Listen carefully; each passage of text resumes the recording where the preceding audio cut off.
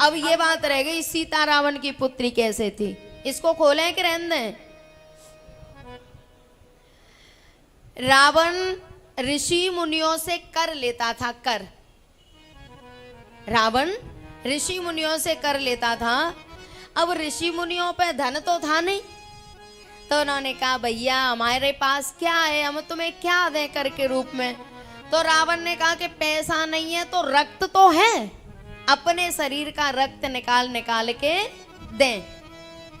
बोले ठीक है।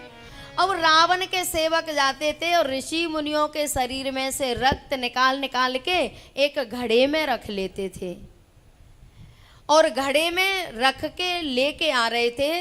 तो एक संत ने साप दिया, बोले सुनो रावण से जाके कह देना कि जो रक्त वो लेके जा रहा है ना, मंगा रहा है ना, यही रक्त रावण के कुल का नाश करेगा। ये बात मंदोदरी ने सुन ली। तो मंदोदरी सोच रही है कि जे ऋषि मुनि तो रावण का कुछ बिगाड़ नहीं पा रहे, तो इसका रक्त क्या बिगाड़ेगा। ऋषि मुनि रावण का कुछ बिगाड़ नहीं पा रहे, तो इनका रक्त रावण का क्या बिगाड़ेगा। देखो तो सही ये कैसा रक्त है। और जैसे ही मंदोदरी ने उस रक्त को सूंघा तो मंदोदरी के द्वारा एक कन्या पैदा हो गई, और इसने डर के मारे उस कन्या को उस घड़े में ही रख दिया। रावण ने मंत्रियों से विचार किया कि अब क्या करें, इस घड़े में जो रक्त है ये मेरे लंका का नाश कर देगा, क्या करें। मंत्रियों ने कहा, बोले जनक से हमारा 36 का आंकड़ा है, इस घड़े को अपनी सीमा से बाहर जनक की सीमा में गड़वा दो, तो वो हमारा विनाश नहीं करेगा, जनक का ही विनाश करेगा। तो वो घड़ा जनक की सीमा में गड़वा दिया, और जहां ऋषि मुनियों का रक्त गड़ा हो वहां सूखा नहीं पड़ेगा तो क्या होगा।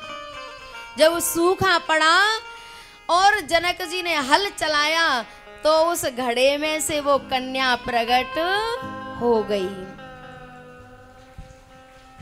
और एक निवेदन कर दूं, भक्ति घड़े में से ही प्रकट होगी, चाहे जनकपुर की सीमा में हो चाहे हमारे सिकोआबाद में हो।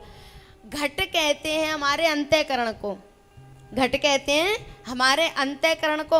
और भक्ति कहाँ प्रकट होती है, बुद्धि में है, अंतःकरण में।